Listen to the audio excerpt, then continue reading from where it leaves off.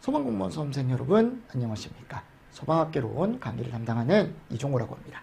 자, 이번 시간에 저 이제 핵심 예상 문제풀이 소방학개론 문제집을 한번 또 문제를 풀어보도록 하겠습니다. 제가 일전에 말씀드렸다시피 이 교재로 가지고 우리가 6주 정도 진행을 하고요. 그 나머지는 레벨 2 동영으로 제가 진행을 하도록 하겠습니다. 됐습니까? 네, 그래서 이렇게 해서 제가 마무리를 하겠다라고 말씀을 드렸어요. 6주 핵심 예상 문제 풀이집 같은 경우는 기본적으로 이제 우리가 기출문제에서 다루지 않았던 유형을 제가 넣었어요. 그리고 여기 넣지 않았던 문제, 추가 문제를 제가 이제 주말에 이 6주 풀 때 제가 미처 넣지 못했던, 그리고 제가 조금 이렇게 강의 준비를 하면서 이런 것도 나올 수 있겠다? 라고 하는 추가 문제들을 구성을 해서 토요일에 우리 모의고사 줬었죠? 배포를 하도록 하겠습니다. 무슨 말씀인지 아시겠습니까? 제 말? 이거 뭐 질문 주시는 분들이 있더라고요. 이렇게 돌아갈 거다라고 제가 말씀을 드렸었어요.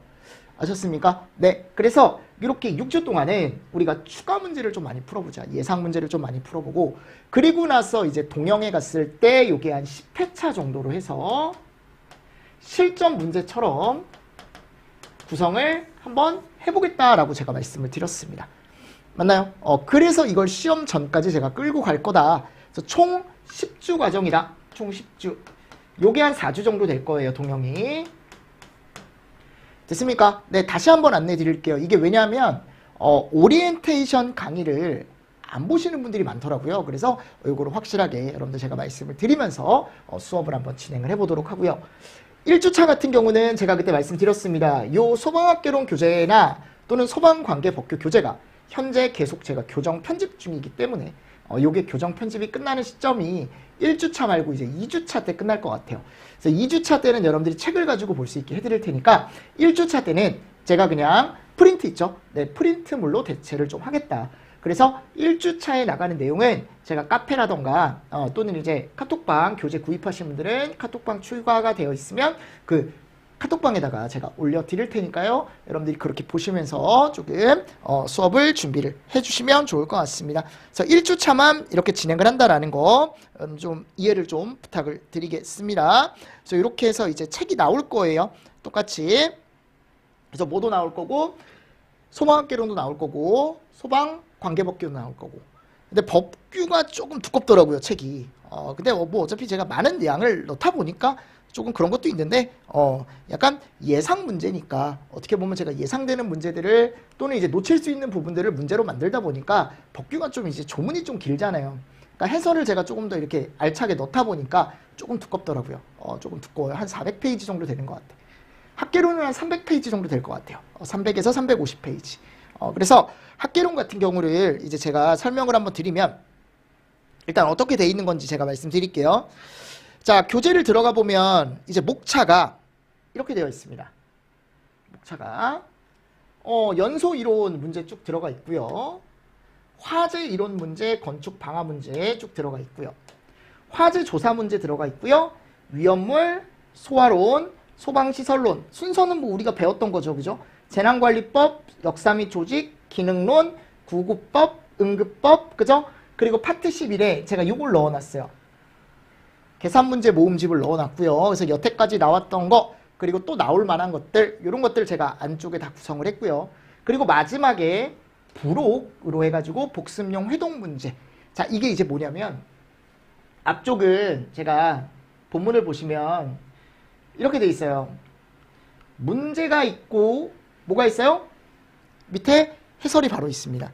그럼 학생들 입장에서 복습을 할 때 아래에 있는 게 계속 보일 거 아니에요, 그죠? 아래에 있는 게 계속 보일 거 아니야, 그지? 그래서 불편하잖아요. 그래서 문제만 모아놨어요. 뒤에다가 부록에다가 문제만 모아놨어요.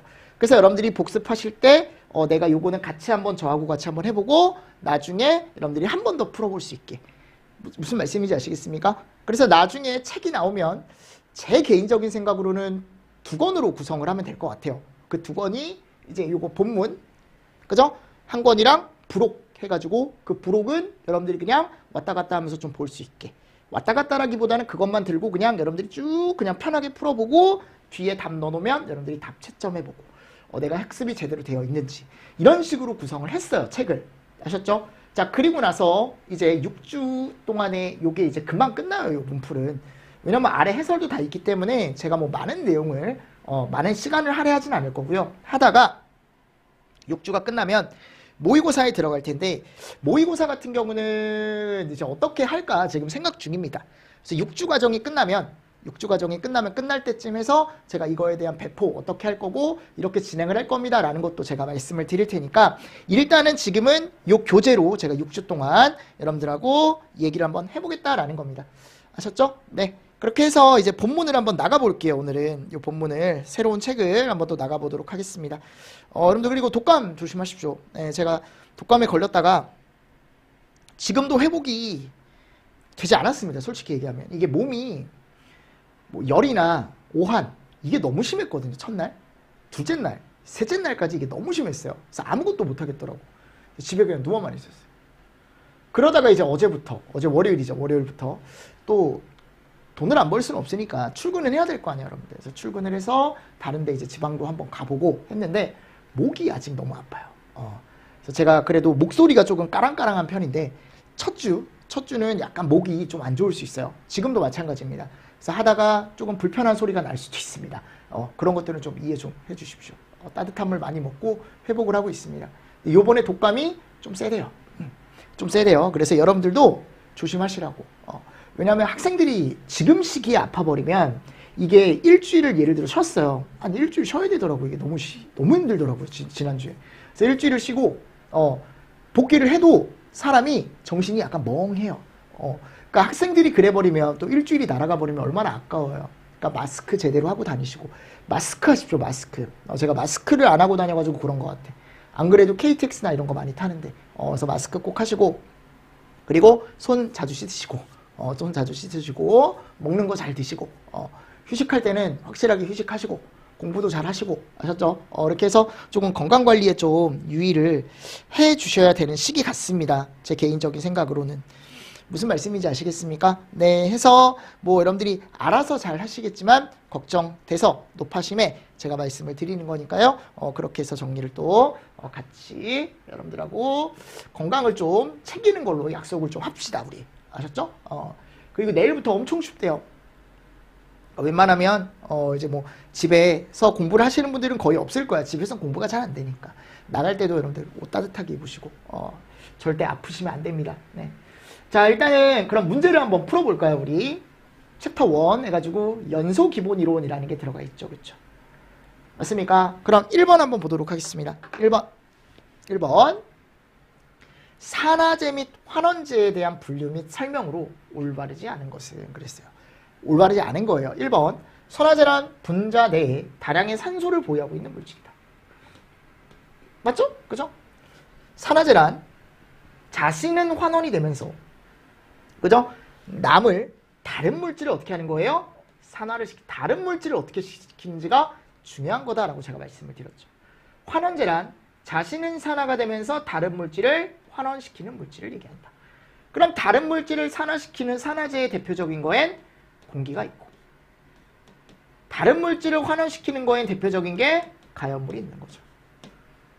맞습니까? 네. 그리고 네 번째, 산화 반응과 환원 반응은 동시에 일어날 수 없다가 아니고 동시에 일어나야만 하는 거죠. 그죠? 일어나야 한다. 일어난다라는 겁니다. 그래서 산화는 뭐예요? 산소를 얻는 반응이고 환원은 산소를 잃는 반응이죠. 그죠? 그래서 산화 반응이라는 걸 우리가 산소를 얻는다라고 얘기하기 때문에 이 산소를 얻는 산화 반응과 환원 반응. 자, 얻으려면 옆에 누군가가 나한테 뭐를 줘야 돼요? 산소를 줘야죠. 그럼 내 입장에선 산화가 됐지만 얘 입장에선 환원이 된 거잖아. 그치? 맞잖아. 아무 곳에도 없는, 그러니까 내 주변에 산소가 없는데 산화 반응을 일으킬 수가 없다니까요. 주변에 누가 있어야 돼? 누군가가 산소를 주는 애가 있어야 내가 걔한테서 산소를 뺏어오는 거야. 맞습니까? 그러니까 산화와 환원은 항상 뭐다? 동시 반응이다. 동시 반응. 그죠? 그래서 여기가 보면 동시에 일어난다라고 되어 있죠. 그쵸? 근데 해설에 갔을 때 이 난이도는 제 개인적인 생각으로 여러분들 넣은 거예요. 아셨죠? 그래서 뭐 아니 이거 너무 쉬운데? 하라고 생각할 수도 있습니다. 근데 저는 중이라고 생각을 해서 중으로 넣어놓은 거니까 같이 좀 정리를 해주시면서 넘어가 주시면 되고요. 자, 산화제는 자신은 환원되면서 다른 물질을 산화시키는 물질을 얘기한다. 그죠? 아까 나와 있었죠. 그죠? 환원제란 자신은 산화되면서 다른 물질을 환원시키는 물질을 얘기한다. 그죠? 그래서 이런 것들을 한번 보시라고 제가 넣어놓은 거고, 참고 내용에 가보면 이게 마그네슘과 이산화탄소에 대한 게 지금 들어가 있는데, 마그네슘 입장에서는 이산화탄소와 반응을 하면 주변에 산소가, 지금 얘가 산소를 가지고 있죠. 그래서 여기 있는 산소를 가지고 와서 산화를 한대요. 산화가 됐죠. 그럼 얘 입장에서 뭐 한 거예요, 여러분들? 환원이 된 거죠. 맞나요? 그래서 얘는 산화가 된 거고, 얘는 뭐가 된 거야? 환원이 된 거지. 그치? 맞습니까? 그럼 얘는 남을 뭐 시켰어요? 남을 산화시켰죠? 산화제가 되는 거고, 얘는 남을 환원시켰죠? 얘 입장에서는 얘가 환원제가 되는 거죠. 그쵸? 그래서 산화 환원에 대한 문제가 지금 하나가 들어가 있습니다. 다음 두 번째, 열량에 대한 설명으로 옳지 않은 것은, 옛날에 이런 문제가 나왔었습니다. 여러분들. 그래서 거기 가보면 1번, 어떤 물질의 질량 1kg의 온도를 단위 온도만큼 상승시키는 데 필요한 열량을 그 물질의 비열이라고 한다. 이게 뭐예요? 비열의 정의죠. 그죠? 비열의 정의. 물질의 상태 변화 없이 온도 변화에만 필요한 열량을 현열량이라고 한다. 온도 변화만 있으니까 델타 T가 있어야겠죠. 그래서 우리가 CM 델타 T라고 해가지고 우리가 얘를 현열량이라고 얘기하고, 현열량을 구하는 공식은 방금도 얘기했지만 어떻게 구한다? 시멘트. 온도의 변화 없이 상태 변화에 필요한 열량을 잠열량이라고 얘기하고, 상태 변화니까 R을 주겠죠. 그죠? 그럼 여기서 얘기하는 요 R이 기화가 됐냐? 물일 때 얘가 그래서 539. 그죠? 융해가 됐을 땐 80이다 라고 해서 상수값이 정해져 있다 그랬죠? 맞나요? 그래서 거기다가 이제 질량이라는 걸 곱한다 라고 되어 있고, 4번 0도씨 물 1kg을 화재 현장에 방수했을 때에 100도씨 수증기로 변하는데 필요한 열량값은 649kcal가 필요하다라고 되어 있습니다. 근데 제가 뭐라 그랬어요? 0도씨 물에서 100도씨 물로 갈 때 현열량이 필요할 거야. 일단 맞나요? 그럼 이럴 때 시멘트 필요하겠죠. 그죠? 그럼 여기가 100도 맞나요? 그럼 여기가 얼마예요? 100. 그리고 또 100도씨 물이 어디로 가야 돼요? 이쪽으로 가야죠. 그럼 얘는 539겠죠? 그죠? 이거 우리 워낙 많이 풀어봤잖아요. 이렇게. 맞나요? 그럼 두 개 더해요, 여러분들. 그럼 얼마가 나와요? 639가 나오죠. 근데 지금 문제에서는 649가 필요하다고 있으니까 이게 잘못된 거죠. 맞습니까? 네. 그래서 정답이 몇 번이다? 4번이다. 하실 수 있겠습니까? 다음 3번. 똑같은 문제입니다. 자, 이거 한번 풀어보세요. 화재 현장에서 20도의 물을 뿌렸대요. 그죠? 물이 상변화를 일으켜 수증기 200도가 될 때 필요한 열량은 약 몇 킬로칼로리가 필요한가?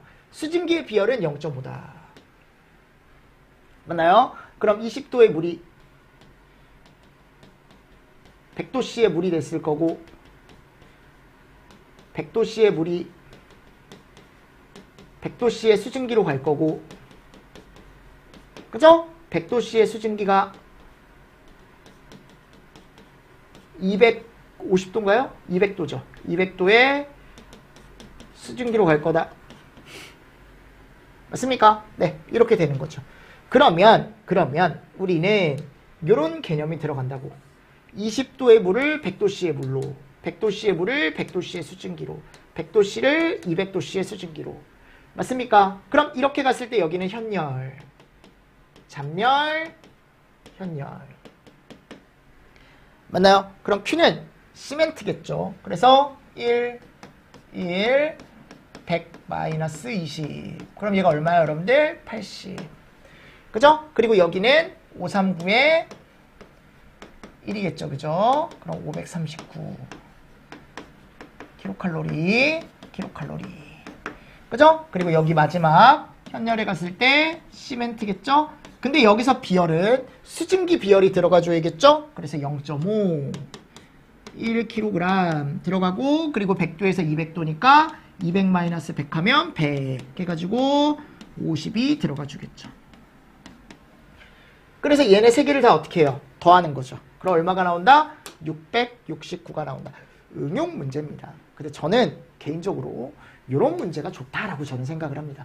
어차피 실제 화재 현장에 적용을 했을 때, 그죠? 이런 식으로 우리가 문제를 또 풀 수가 있다라고 제가 예전에도 말씀을 드렸었죠.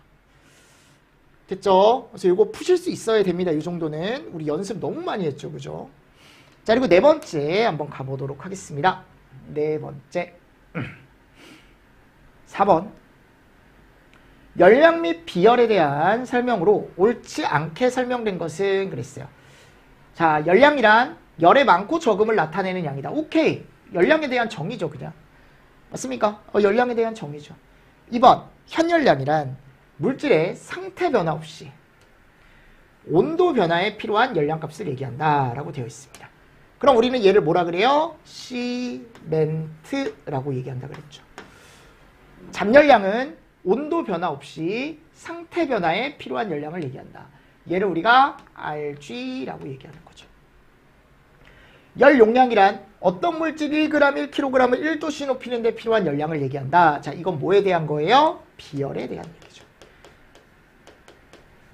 그죠? 열 용량은 무게를 고려하지 않는다.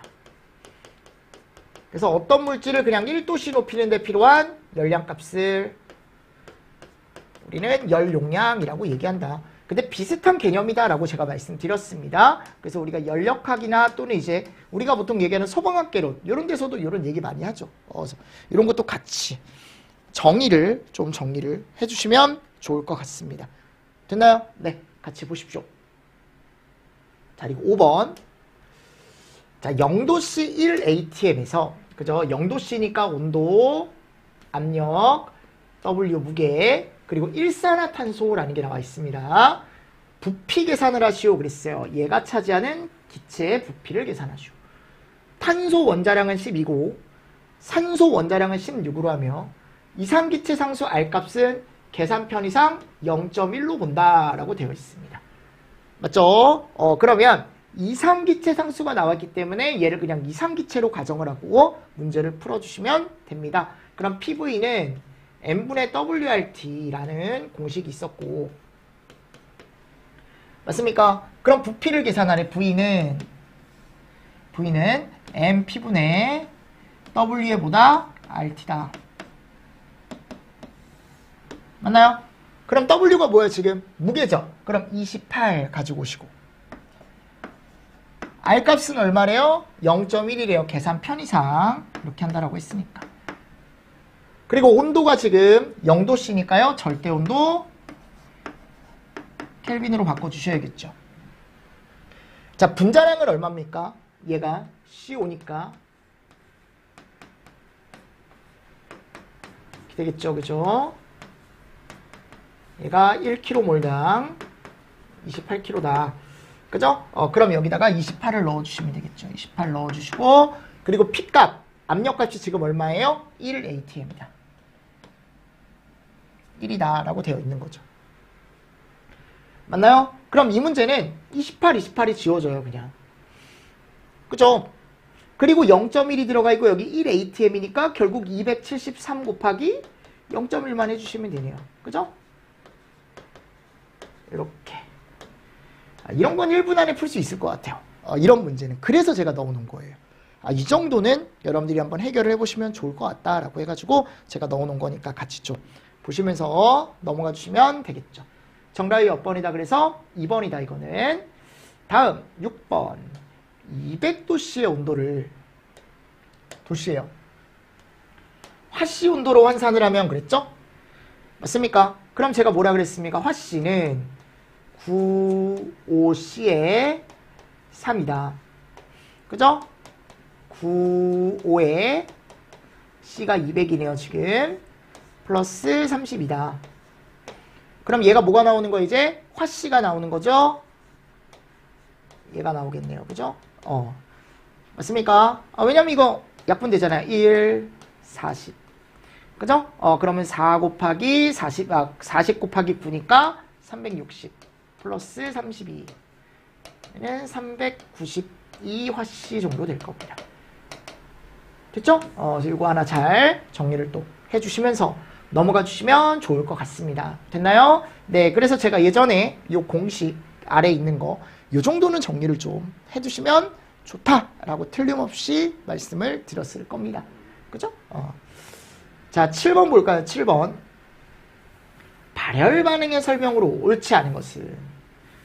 자, 발열 반응은 반응이 진행되면서 열을 반응계로부터 주위에서 흡수하여 주위의 온도가 내려간다. 자, 이거는 발열에 대한 설명이 아니죠. 그죠? 흡수했을 때, 주위에서 흡수했을 때 주위 온도가 내려간다라고 했죠. 그죠? 근데 얘는 발열 반응에 대한 정의가 아니다라는 거. 그래서 발열 반응은 반응이 진행이 되면서 열을 반응계로부터 주위에서 흡수한다. 흡수하는 게 아니죠. 그죠? 주위 온도가 내려간다. 이건 뭐에 대한 거예요? 흡열 반응에 대한 거지. 맞습니까? 그리고 얘는 결국 발열 반응은 주변에서 흡수하는 게 아니죠. 그죠? 얘는 주변으로 방출을 하는 거지. 그리고 방출을 하면서 온도가 어떻게 되는 거예요? 올라가는 거죠. 그래서 대표적인 발열 반응의 종류 중에 하나가 뭐다? 우리 연소라는 게 있었다. 연소. 그죠? 그래서 여기가 뭐 올라간다. 됐죠? 그래서 발열 반응은 반응물이 에너지를 어떻게 한다? 외부로 방출하는 반응을 얘기하면, 그죠? 반응열이 0보다 크게 나온다 그랬죠? 그래서 반응계 에너지가 생성계 에너지보다 크다. 왜냐하면 생성이 되는 애들은 이미 바깥쪽으로 방출이 된 이유니까 만들어진 에너지는 오히려 작을 거다. 그래서 본인 에너지는 낮아진다 그랬죠. 그죠? 주변으로 열을 막 내보내니까. 연소 반응은 발열 반응의 대표적인 예다. 반응물과 생성물의 에너지 차이만큼 열이 바깥쪽으로 나간 거다. 그죠? 발열 반응이나 화학 반응이 일어날 때 열을 방출하는 반응이다 라고 되어 있습니다. 됐습니까? 그래서 이거 정답이 몇 번이야? 다른 거 1번으로 가져가 주셔야겠죠. 8번. 질소의 산화 반응이 연소 반응이 아닌 이유는, 이런 것들은 여러분들이 참고로 보시면 되겠죠. 질소는 산화 반응을 해요. 산화 반응 하죠, 여러분들. 산화 반응을 하고, 그죠? 그리고 우리가 보통 얘기했을 때 뭐라고 얘기합니까? 얘가 흡열 반응을 하기 때문에 아니다. 그죠? 여기 화, 산화. 책으로 나올 땐 여기 화자 들어가 있을 거예요. 산화 반응을 하지만 촉매 반응을 하기 때문이다 라고 되어 있죠. 그렇죠? 맞습니까? 촉매 반응이 아니고 2번. 그죠? 흡열 반응. 정답은 2번이에요. 요게 이제 산화 반응인데 왜 산반응이라고 들어가 있는지 모르겠네요. 그래서 일단 2번입니다. 정답은. 이 문제는 여러분들이 한번 살짝 체크해 보시면서 넘어가 주시면 되겠죠.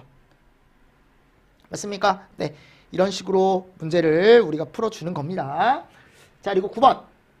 20도씨의 일기압인 밀폐된 지하실에서 화재로 인해 화재실의 온도가 300도로 증가를 했다. 그러니까 결국 여기 T1, P1이죠. 그죠? 밀폐된 지하실에서 온도가 300도로 증가를 했대요. 그랬을 때 분자량이 동일하고 모두 이상기체다라고 가정을 했을 때 화재로 인한 화재실의 압력은 처음보다 몇 배가 증가하겠는가? 맞죠? 그러면 내가 이거 T1분의 P1은 T2분의 P2다. 맞습니까? 그럼 처음 온도가 얼마예요? 지금 20도죠. 그죠? 그리고 압력이 얼마예요? 지금 1atm이죠. 맞습니까? 얘는 자, 또 우리가 봤을 때 여기 오른쪽에 가보면 절대 온도가 이렇게 되겠죠. 그죠? 맞죠? 그리고 여기가 얼마냐? 그럼 얘를 구하는 거잖아요. 얘. 그럼 x는 결국 x는 293. 그죠? 자, 위쪽 같은 경우는 573. 씁니까? 그래서 이걸 나눠주면 이게 1.9 정도 나와요. 그럼 총 몇 배? 2배라는 게 나온다. 2배 증가가 했다. 2배 증가를 했다라는 게 나오는 거죠. 그죠? 자, 10번. 이상기체에서 적용하는 공식에 대한 설명으로 옳지 않은 것을. 자, 보일의 법칙은 PV죠, PV. 그죠? 얘는 뭐가 일정할 때예요? T가 일정할 때. 얘가 보일이죠. 그래서 이상기체 쪽에서. 그죠? 자, 근데 이건 뭐야, 여러분들? 곱하기는 반비례라 그랬죠. 즉, 온도가 일정할 때 압력과 최적은 서로 뭐한다? 반비례한다. 제대로 들어가 있네요. 그죠? 그리고 두 번째, 샤를. 자, 샤를은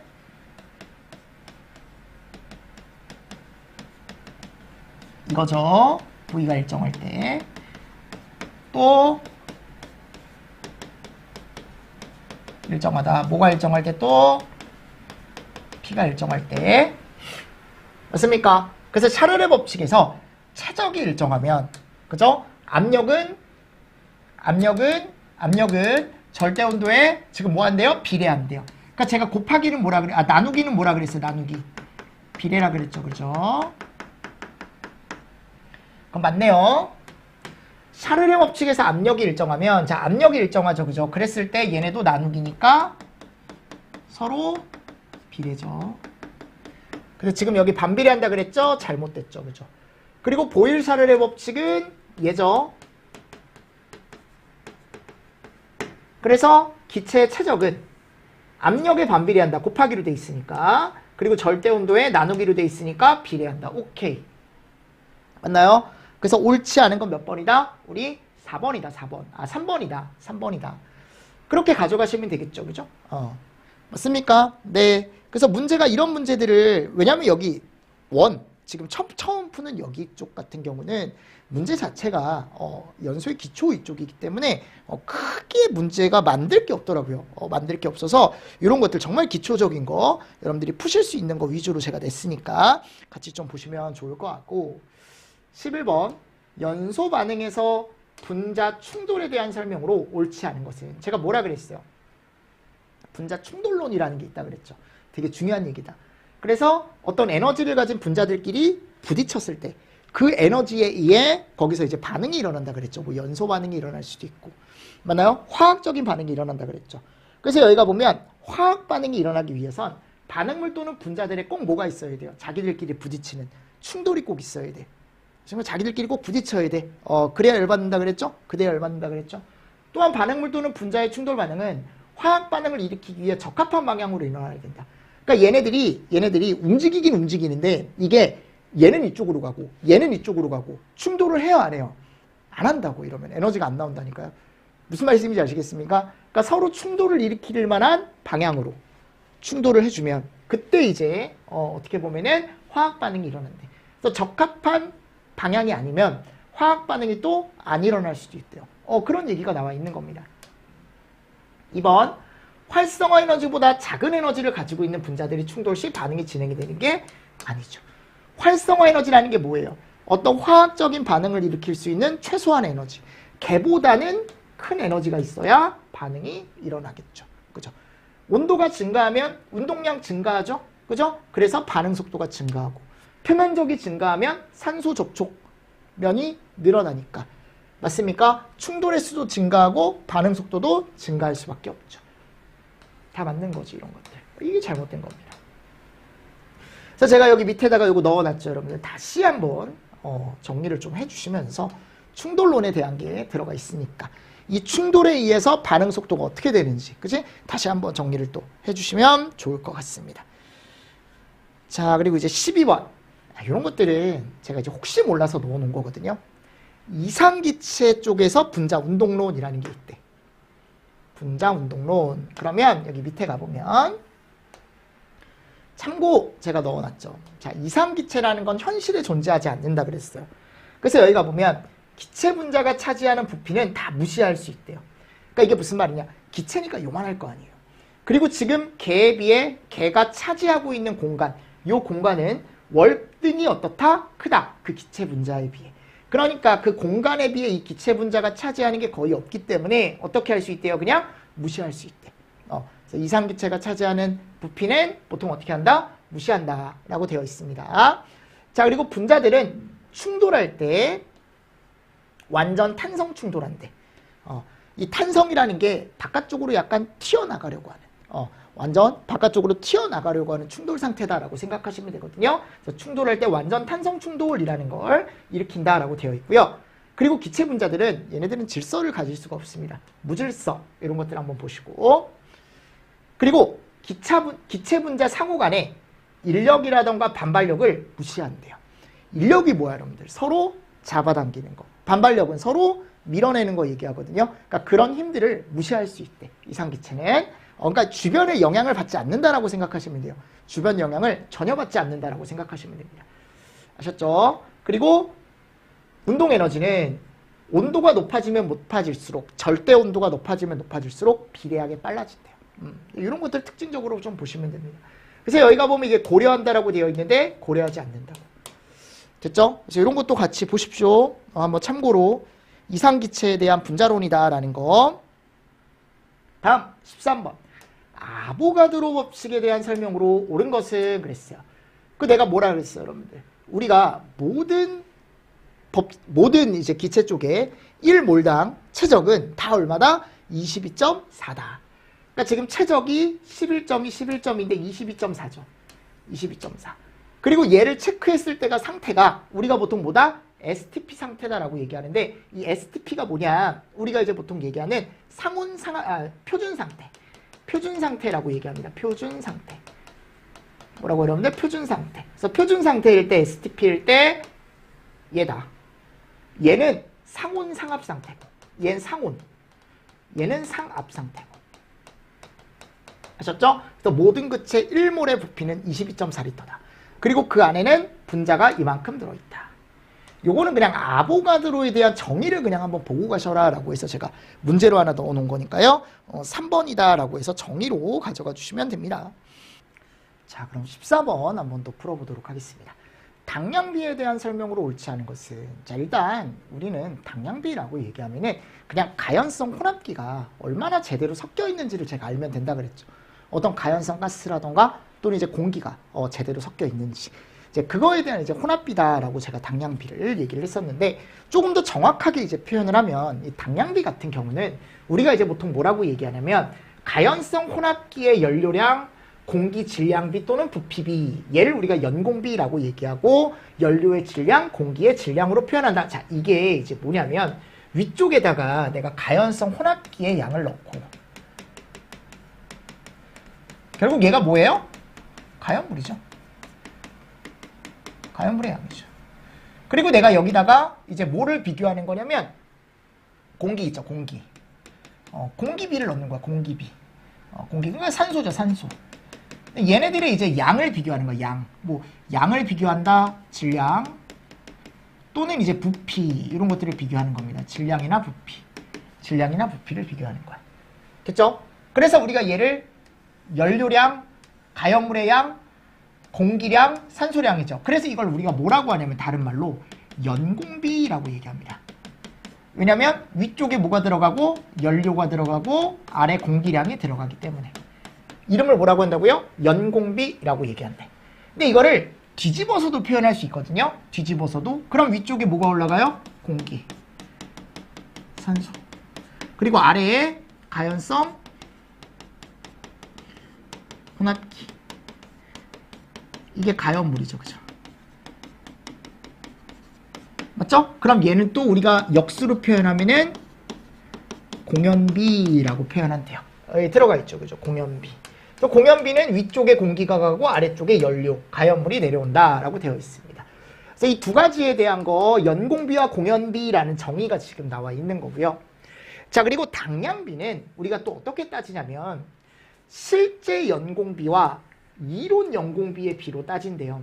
그래서 실제 연공비는 실제로 연료와 공기의 혼합비를 위에다 넣어주고 이론적으로 필요한 연공비를 넣어서 두 개를 비교했을 때 얘를 우린 뭐라고 한다? 당량비라고 얘기한대. 그럼 이거죠. 실제로 필요한 연공비는 요 정도다. 연료와 공기는 이 정도였는데, 이론적으로 필요한 게 요 정도였는데, 실제로 얼마가 들어갔는지를 위쪽에 넣어버리면, 이론적으로 몇 배가 더 들어갔는지, 이런 것들 우리가 알 수 있겠죠. 그죠? 어서 여기가 보면 그런 내용이 나와 있는 거죠. 그죠? 그래서 관계식은 당량비는 우리가 그래서 연공비와 연공비를 비교하는데, 제가 그랬잖아요. 이렇게 어렵게 보지 마시고, 그냥 우리는 가연물과 산소의 혼합비를 뭐라고 얘기한다? 당량비라고 얘기한다 라고 제가 말씀을 드렸었죠. 그죠? 자, 그래서 당량비가 1이다 라고 얘기하면은 이 공식으로 그냥 따졌을 때 뭐가 많다라는 거예요, 지금? 실제 연공비가 더 많다라는 거예요. 1보다 크니까. 그치? 근데 이론 연공비는 그만큼 작은 거죠. 그럼 이론적으로 필요한 것보다 뭐가 더 많이 들어간 거예요, 지금? 실제로 들어간 연공, 연료와 공기가 훨씬 더 많이 들어갔다라는 거죠. 그러면 걔는 희박한 게 아니고 뭐예요? 너무 많이 들어간 거야. 그래서 관홍혼합기라고 얘기한대요.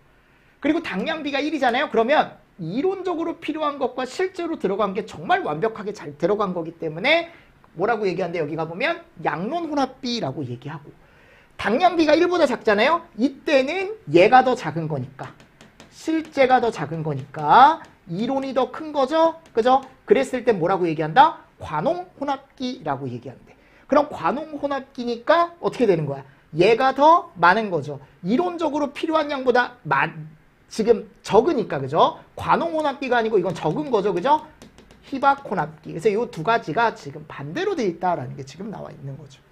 무슨 말씀인지 아시겠습니까? 그러니까 항상 이론적으로 계산한 양보다는 훨씬 더 많아야 돼. 실제는. 그래야 잘 타는 거거든. 맞습니까? 근데 그게 이제 반대로 돼 있다. 그러니까 얘는 이제 희박이다. 그래서 이건 정답이 몇 번이다? 4번이다. 이런 문제는 제가 한번 또 나와 있으니까 좀 어렵게 나오면 우리가 당량비에 대한 문제도 조금 깊게 들어가면 이렇게 나올 수 있지 않을까라고 해서 제가 넣어 놓은 거예요. 아셨죠? 그래서 이런 개념을 같이 좀 정리를 한번 해보시자고요. 됐나요? 자, 그리고 나서 이제 챕터 2로 갑니다. 연소의 정의. 여기서부터 이제 본격적인 문제들이 들어가 있다라고 생각을 하시면 됩니다. 앞쪽은 약간 연소에 대한 기초 이런 문제였고요. 됐습니까? 네, 그러면 조금 쉬었다가 우리 챕터 2 문제 한번 풀어보도록 하겠습니다. 자, 이번 시간도 여러분들 정말 수고 많으셨고 다시 한번 말씀드리지만 건강 유의하십시오. 아셨죠? 자, 쉬었다가 우리 다음 챕터 한번 문제 풀어볼게요. 수고 많으셨습니다. 수고하셨습니다.